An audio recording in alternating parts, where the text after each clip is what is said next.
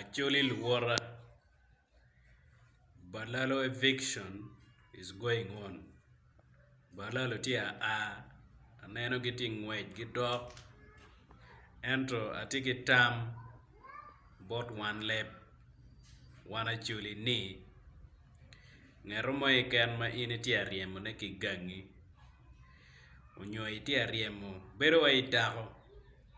terenen dong dako tia chok etika ni chiro gangi at least bedo ki wich money ni no mere weki maraj machala chuli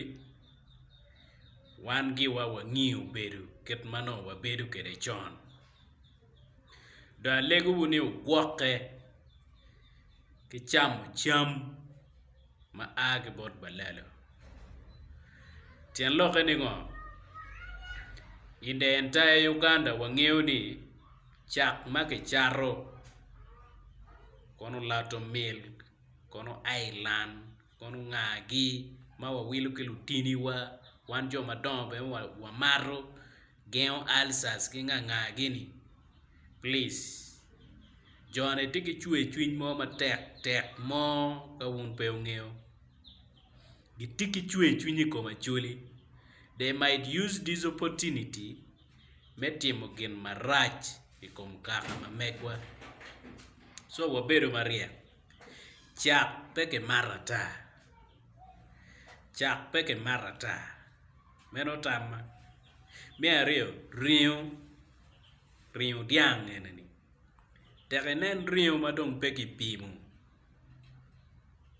pimu mastam pe kom riu ne magi charo en kin gaya tani wagwoke ki cham kodi riu enoni kape balalo bichero ero no wano dong ki tuo mo machako nyie tek botwa ubedo bariek meno tama machalo an kay bedo mega mata chaka ta bedo mega chama ta balalo ubiweka waki losses maduong watiki loss mago madongo weko kerwa ye nywal ka nyira wa kumbedi magenti achero ni they are living lutino ge behind lutino ni dike maja don gikele wigi ka yenye wegi gi ngongi those are also our problem mi ario balalo weko ngomwa mado baleo wanwe ngeo ni grazing cattle in large number in large area scale kelo gen magloni soil erosion tien lok ni ngom ma balalo weke wane pe fure dong kong until it following kai kwano science so ngeo following